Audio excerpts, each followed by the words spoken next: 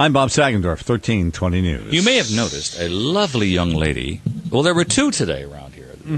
First of all, Reagan Flynn was here. Yes, sir. As you know, she was doing a commercial with her manager, Ed Flynn, in tow, and her producer, Johnny Decay. And then you may have noticed Aaron Ward sitting out there in the lobby. Very good. And she was supposed to bring a dog with her. Oh? We were all excited to meet her puppy because he's a Mastiff puppy. Aha. But he didn't come with her today. All right. I was going to interview my first Mastiff puppy. I was so excited, you know. But we're still glad to have our special guest, Aaron Ward, who was Wolcott's outstanding teen, along with the dog dude, Joe we met, animal control man of Wolcott.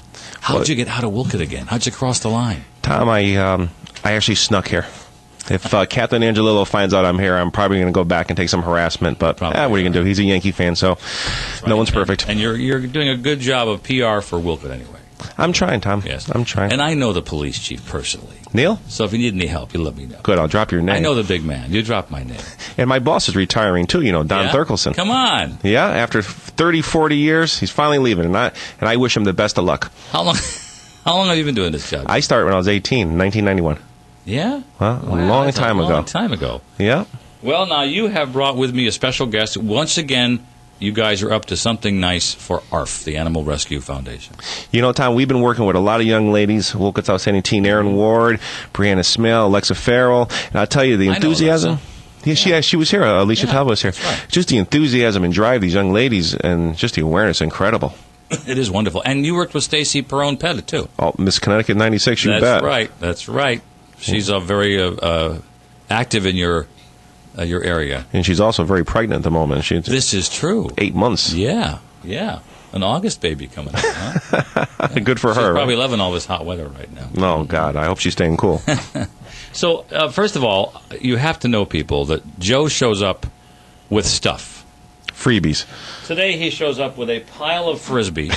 I saw you in the lobby, like 20 Frisbees. ARF Frisbees. Nice. Official nice. ARF Frisbees, yes. Dogs love to catch Frisbees. Does your dog like Frisbees? Not big fetchers. So we have Frisbees. You brought a sign. The I Support ARF sign. That you posted out there. And Paula noticed that right away when she drove in today. And what else did you bring? I brought some bottle openers for your bottles of soda, Tom. Well, great. Yes, soda. Big here. Yes. Yeah. Bob's a big soda guy, too. Yes. And Johnny K. And they say ARF? Yes, they do. ARFCT.org. That's our new website. ARFCT.org. Animal Rescue Foundation. Yep. And so you've been doing a lot of fundraisers because ARF burned down a couple of years ago.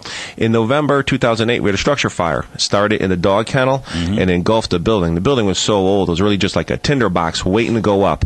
And since the day of the fire, we've been rebuilding. We fundraised about $700,000 so far. You're kidding me. That's a lot of money. That's a lot of money. Mostly from the Bristol and Waterbury area, yep. And we have a 2-story, $1 million building that we want to build, but we just don't have the money to finish it. When you walk into a church, you walk in, you look up, and you see the ceiling 30, 40 feet up in the air. That's how ARF's going to be, because we don't have enough money to build the second floor. But we want to get underway and start saving animals ASAP until we raise the money. We all know the animals pay the price. Can you do it without the second floor and then add it on later? Yeah, we're going to have to do it in 2 steps unless we fundraise the money right now. Then we could do it all at once. But we have to reopen to start adoptions. Now, there's this place over there on Route 6 in Bristol, Terryville called Shootgate. And people keep asking me for years, do you guys own, the Shoots own a restaurant?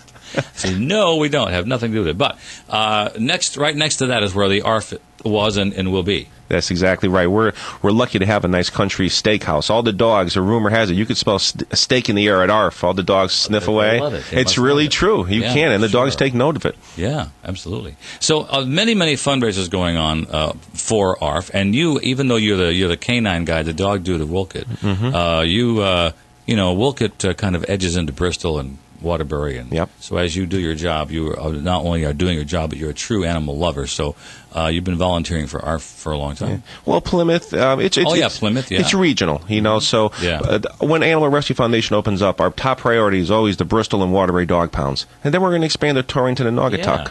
With a bigger shelter, we can save more dogs. Are you, when there is a situation in Wolcott like where the bear named Knucklehead shows up? As animal control officer, do you have to go after the bears, too? Or actually, you're mostly a dog man. The bear is a very good friend of mine. I'm the one that gave him the name Knucklehead. Come on! Number 49 is Tim Wakefield. outfield, and he's a knuckleball pitcher. Yeah, yeah. So I made the mistake and mentioned it to the newspaper. It's Next thing become you know, legendary now. Knucklehead. You are the guy that named him Knucklehead. Yeah, well, he's a young bear, and people are feeding him, so he's not doing bear things. He's trying to be domesticated. It's like a drive-through with these bird feeders. Yeah, right. So we're encouraging people not to feed the bear. Or the birds. Feed the birds, not the bear. So Knucklehead went back to where we think, right? I think all the exposure might have scared him, Tom. Maybe too much press. It might be. Yeah. You know, all the bears are getting jealous. Who knows what's going on? We haven't seen him since. Because there was Knucklehead and another bear that came wandering. A5. That was the one a few years ago. He was huge. How do you code them? You look at the tags on their ears, and the DEP tags them. Well, how do they code them? They just say, this is A5. I think they do it in some kind of order, but I just see a number and I associate it with a baseball player. That's the way I do things. So that's Knucklehead. It's attached to their ears. Yep. And it stays both there. ears. They Yeah. don't scratch it off on trees. No, and things? no. You know, every Or once with in their giant bear paws. Every once in a while, we'll tree him. That means we're chasing him into the woods, and he'll get scared and go up a tree. Yeah. Once that happens, then we have to call the DEP in, and then they tranquilize him. Yeah. Just like that story in the newspaper. And when they do that, they'll tag him and test him, make sure he's healthy. Oh, yeah. And they even have like little devices where they keep track of his location now.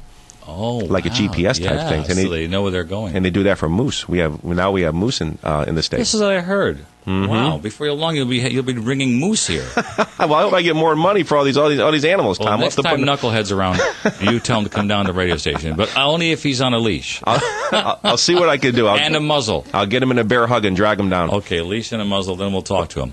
Well, this event coming up with Aaron Ward is it's this weekend, right? Yes, it is. And Aaron's done a wonderful job of helping the Animal Rescue Foundation. This is one of her biggest events. Aaron, welcome to WATR. Thank you. Good to have you with us. Now, you are Wolcott's Outstanding Teen. Yes, I am. Yes? What does that mean? It's just a way I won the title in November, and it's enabled me to work alongside ARF and do other community service, which is really great because I love doing that. How come there are so many outstanding teens in Wolcott? Wolcott's just a really great town. Must be a good school system. Right, Mrs. Zapone? Something. She's saying yes, thumbs up, thumbs up. So, Aaron, what got you involved in being close to animals and dogs and things like that? Well, I originally visited the Animal Rescue Foundation when I was 1.5 years old. I adopted my first dog. Her name was Zoe, and she was the best dog anybody could have ever asked for. How old are you when you adopted this dog? 1.5 years old. 1.5. And Mommy, Daddy, I want a dog. Yeah. Yeah, okay. Yeah.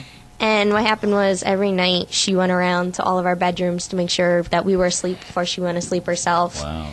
And she used to chase my grandmother's tennis balls on the bottom of her walker. And we always went camping as we were little, so we couldn't hook up the trailer until the day before because she would wait in the car until the time that we left. She was the best dog anybody could ever ask for, and I wanted another boy or girl to find their Zoe and have the same experience as I did. That's wonderful. That's just awesome. I think that's funny, because we used to get calls about a dog left in the car, and the dog was waiting to go camping. It just wouldn't She wanted to wait in the car. And they used to wonder why the dog liked the grandma so much because it was chasing the tennis balls on her rocker. I think it's hysterical. Right. Smart dog. Now, when you decided to help ARF, is that what you got Zoe from ARF? Mm-hmm. From the old shelter ARF? in Terryville. Yeah, that's fantastic. And we've had her years. just until recently. In March, she passed away due to cancer. Wow. It's horribly sad when when the pets pass away. But you do give them a wonderful life while they're here. And when you take a rescue dog like that, you take a dog from a shelter or a cat from a shelter, you really do give them I think they know that you've given them a second chance. They're so grateful for it. Yeah, they seem to have a knowledge of that, and I think that they're even better pets. And right now there's an increasing awareness from everybody I talk to, people going to shelters and going to organizations that rescue dogs and cats and getting them instead of going to the store and buying one. Getting them and giving them a whole new life. Yeah.